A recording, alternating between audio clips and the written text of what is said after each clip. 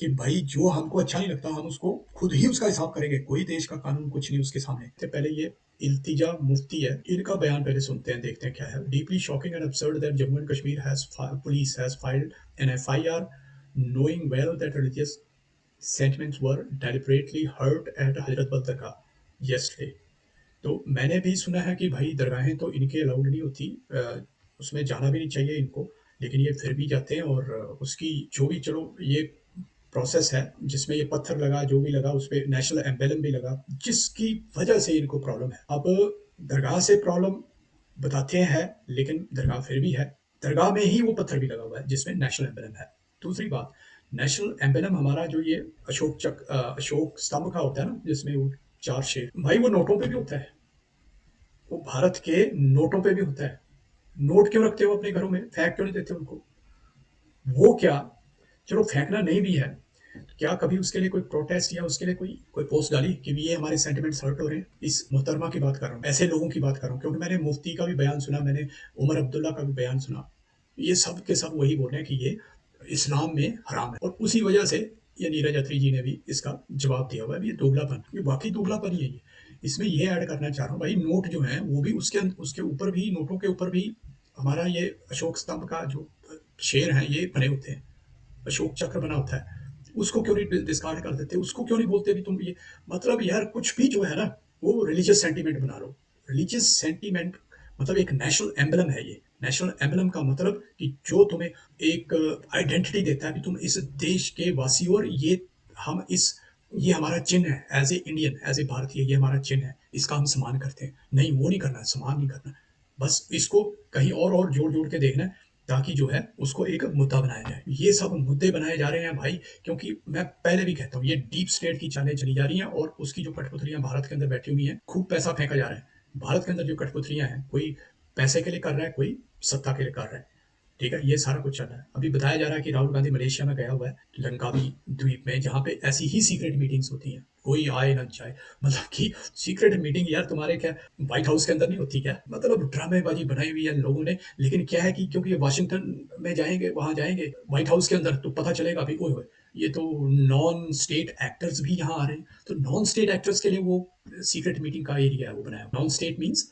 कि कोई भी जो क्योंकि व्हाइट हाउस का मतलब तो सरकारी हो गया, जो भी आएगा, कोई फॉरेन डिग्नेटरी आएंगे वो सरकारी आएंगे, यानी कि वो गवर्नमेंट से रिलेटेड लोग आएंगे। और जो इनकी यूएस की डीप स्टेट की सीक्रेट मीटिंग्स, किसी देश के अंदर कोई तोड़ फोड़ करनी है, कोई दंगा फसाद करना है, कोई लोगों को मारना है, वो मीटिंग है ये मलेशिया में जाके, ये लोगों के खिलाफ पूरी दुनिया में ये साफ चल रहा है। इसके लिए इन सारी हरकतों के लिए ये वेस्ट जिम्मेवार है, पर्टिकुलरली यूरोप का जो डीप स्टेट अमेरिका के थ्रू काम कर रहा है वो जिम्मेवार है। उसके लिए हमें जागरूक होना चाहिए, और एटलीस्ट इनको पहचानो तो सही, तभी आगे कुछ ये कोई रास्ते निकल सकते हैं। अभी तो हवा में सोचो में, बस उसने तोड़ दिया, उनको गिरफ्तार कर लिया, हो गया। तो ये पहले इसका इसका सुन लेते हैं ये क्या बोल रही है। मैं, बुत परस्ती या आइडल वर्शिप इस्लाम में सबसे बड़ा शिर्क माना जाता है। कल जो भी हजरत बल दरगाह में पहली बात तो ये बुत प्रस्ती और आइडल वर्शिप, इनको वर्शिप करने के लिए कौन बोल रहा है? पत्थर लगा हुआ वहां पे, तुम उस पर मत्था टेक रहे हो क्या जाके? आइडल वर्शिप यार, हर चीज में हिंदुओं को मतलब कि इन्होंने डिविनाइज करना होता है। हिंदुओं की मतलब सबको, जो जिनको ये काफिर बोलते हैं उनको डिविनाइज करना है। यार तुम्हारे को कोई छेड़ रहा है, कोई बोल रहा है कुछ, आइडल वर्शिप,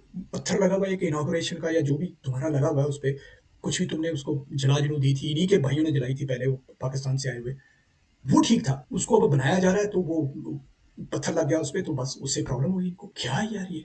उसकी पूरी जिम्मेवारी वक्फ बोर्ड पे आती है। और यह ताजुब की बात है क्योंकि वक्फ बोर्ड के जो सारे मेंबर्स हैं वो मुसलमान हैं। तो क्या आपको इस्लाम का इल्म नहीं है? क्या आपको हमारे दीन के बारे में पता नहीं है कि आपने वहां इतनी बड़ी गुस्ताखी की? क्या आपने यह हरकत जानबूझ के की, कश्मीरीज को प्रोवोक करने के लिए की, और बजाय इसके कि इससे कश्मीरी प्रवोक हो रहे हैं जी, मतलब दरगाह के बाहर नेशनल एम्बलम ला गया, उसमें इनको प्रॉब्लम हो रही है, प्रवोक हो रहे हैं कश्मीरी, नेशनल राष्ट्रीय चिन्ह से प्रवोक हो रहे हैं। यार हद होगी है ये तो फिर झंडे से भी प्रवोक होते होंगे। जब एजेंडा चलाना है तो कुछ भी कर देंगे, कुछ भी बोल देंगे यार। और लोग मानने वाले भी बैठे हुए हैं, पत्थर उठा के उसको तोड़ने वाले आगे वहां ऐसे भी बैठे हैं इन लोगों, इन जैसों की बातें सुन के। यार तुमको कौन बोला उसकी पूजा करो? तुम पूजा कर रहे हो क्या तुम उसकी जाके? आइडल वर्शिप हो रही है जी। नोट तो ठीक है, अभी नोट तो चलेंगे हमारे, चाहे वो दरगाह में पढ़े, चाहे वो मस्जिद में पढ़े, कहीं भी पढ़े, वो चलेंगे, उनके ऊपर नेशनल एम्बलम चलेगा, क्योंकि भाई वो नोट है। लेकिन यहाँ पत्थर पे नहीं चलेगा, वहां पे वो पूजा हो रही है उनकी। कमाल है, क्या लॉजिक है यार। एक रेफरेंस और बता देता हूँ, disrespecting the national emblem is a violation of article 51 and 51A and a criminal offense under Prevention of Insults to the National Honor Act 1971। तो भाई तुम अब रोना पीटना शुरू कर रहे हो उन 25 लोगों के लिए जिन पे एफआईआर हो रखी है, जिनकी गिरफ्तारियां हो रही हैं। तो तुमको अगर डिसरिस्पेक्ट हुई तो तुम सीधा ही कानून हाथ में लेके और चले गए उसको तोड़ने के लिए, नेशनल एम्बलम को तोड़ने के लिए। मतलब ये इनकी जो है ना मेंटालिटी कि भाई जो हमको अच्छा नहीं लगता हम उसको खुद ही उसका हिसाब करेंगे। कोई देश का कानून कुछ नहीं उसके सामने, हम उसका हिसाब करेंगे। और जब देश का कानून अपना काम करता है फिर रोना पीटना शुरू। क्यों?